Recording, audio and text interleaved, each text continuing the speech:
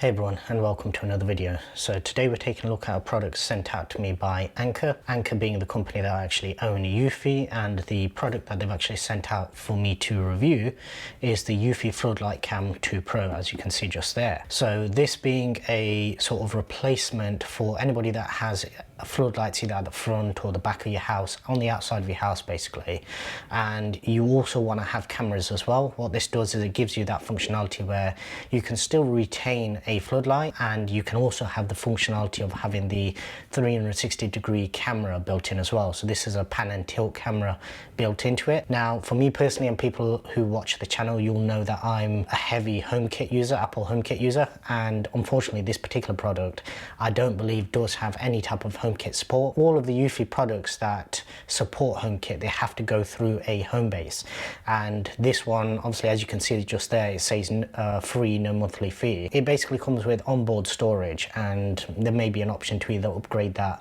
using cloud storage or with a micro SD card, but essentially it doesn't go through a home base, so therefore it won't actually connect to HomeKit natively. Whether or not I can actually get that to work through some other means, through Homebridge or something like that, we'll have to wait and see. But for this particular video, what I wanted to do was just do a quick unboxing, take a look at what we get, and then obviously with this being a sort of plumbed in light and camera, it will need a little bit more time in terms of the installation as well as the testing as well. So firstly we'll just take a quick look at the box. So that is the front of the box. On the side, this is all standard kind of Eufy Anker type branding, so they always have this kind of sleeve cover. As you can see, some of the features here, so basically you've got 360 degrees pan and tilt.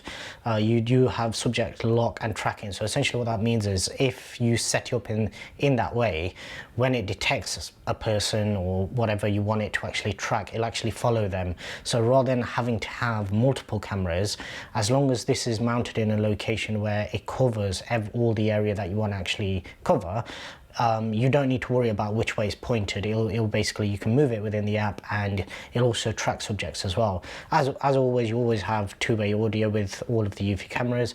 This one being a Pro model, essentially what that means is you get a 2K camera, so you do get slightly better resolution in terms of picking up details, faces, license plates, things like that. It does have a IP65 weather rating. It works with various voice assistants. The actual floodlights themselves are 3000 lumens, which is relatively bright. Most sort of single floodlights range between say 500 and probably about that much. Obviously with this one having the 3 panes or 3 panels of LEDs, it means that you can actually spread out the light quite well as well. So just on the LED side of things, the floodlight side of things, it's actually quite good as well. And the bottom too, as you can see just there, storage you can trust. So basically there's no, you're not going up to a cloud service where you're going through somebody else. You're not paying a subscription for it, initially anyway, and it will basically be on device storage that you can then access either via your phone or just download those recordings to your phone. So in terms of what's in the box, essentially what we should get is the light itself, some installation hooks and strings that I'm guessing is to secure the camera and the floodlight just in case it was to fall or something like that. It does come with a charging cable, because I'm guessing this will need to be synced up, connected to Wi-Fi and everything before you actually mount it up and install it. It comes with a junction box for that installation. As I said, this is a hardwired connection. You then have some plates, central cap obviously for the junction box, a central screw to probably secure that, and then you've got the usual sort of warning stickers and quick start guide as well. So coming over onto the other side, the Eufy app itself, anybody that's been subscribed to my channel, you'll have seen that number of times before anyway, but once I've got this installed and set up, I will just give you a quick run through in terms of what is available on that, because none of my other cameras, all of my battery powered cameras and also the wide cameras, none of those are pan and tilt. So that functionality I've not actually used within the Eufy app before, but I have used that in other cameras, just generic sort of third-party cameras, and it's normally quite straightforward. Okay, so with that, let's get this sleeve removed, and it's usually always The same with Eufy products, they're normally packaged quite well. This one's actually looking a bit more industrial compared to most of theirs. So first thing, you actually get a cleaning cloth. We'll get this plastic cover removed. Right, so we get a box, and this is going to have all your charging cables, your user guides, your stickers, probably going to contain some of the mounting screws, yep, and things like that as well. What else do we have in there? Yeah, it's got quite a thick user manual, so I'm guessing that's just because it's going to be in various different languages. That to a side. We have the base plate just there, and with the base plate we actually get a couple of rubber grommets as well. The reason for those is obviously this is your mounting holes, so you actually have a couple of mounting holes just there. And the way it actually works is once you've mounted it, you can then actually insert these and cover up the fixings from the inside as well. So I'm guessing that's just to give it even more protection in terms of the actual cables. And just there you should be able to see you do have a rubber grommet for your actual cabling. I would have hoped that they would have included some sort of groove so you can actually pull your cable through, because what this at the moment is doing is it's limiting where you can actually mount this to the exact location of where your cable is coming from. Now if that cable is coming from up top, then that means you're going to have a little bit of a messy installation, or this is going to be pressing against the actual cable itself. That we'll have to wait and see once I actually get around to removing the floodlight that I've got installed at the moment, because I've never actually looked at the wiring on that. Right, and then we have the actual unit itself. Let me make sure, yeah, so nothing else in the box. So we'll get rid of that. So here is the unit itself, and as you can see, it is quite big. Now in the actual pack itself, and all of these kind of rotate, so you can choose how you want them oriented. Let's get this plastic wrap removed.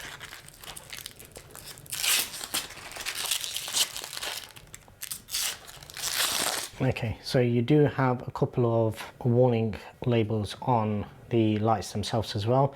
So basically what it says is do not stare directly into these lights. These are going to be incredibly bright, obviously.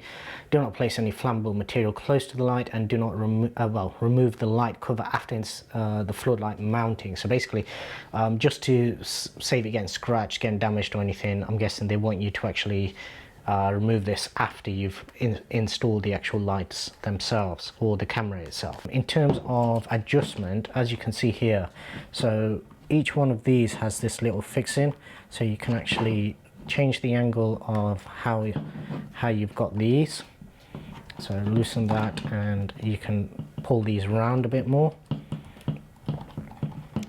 and then looking at the arms as well, it does look like these will also pivot downwards, or the whole unit will pivot. Yeah, so it's the whole unit. So essentially you can end up with something like that where the light's all pointing down towards where the camera will actually be. Now taking a look at the rest of this, so this being the bottom of the unit, that is where you have your charging and your sync port. The actual rubber grommet, thankfully they've taken note of some of the complaints that I've actually had on previous cameras, and this is a much bulkier rubber grommet. It still is quite loose, so it does come out relatively easily, but because this is on the bottom of the unit, I'm hoping that that does actually keep it protected. Okay, so what else do we get in the box? As mentioned earlier on, we have the strap, and once again, this is quite a bulky unit, so this is actually quite heavy, and I'm guessing the reason for this strap is essentially just to make sure, just in case your mounting breaks or whatever causes it to actually come loose, it doesn't just drop down onto somebody. So I'm guessing that's what this is going to be for. You do have a micro USB charging cable just there, and some actually very small wall plugs. These are the same fixings that they actually supply with the battery powered cameras. Now this is a much heavier unit, so I'm not 100% sure on that, but we'll have to wait and see once we've actually got it installed, and that being the center bolt for the actual cable tray itself. Okay, so that's everything that comes in the pack.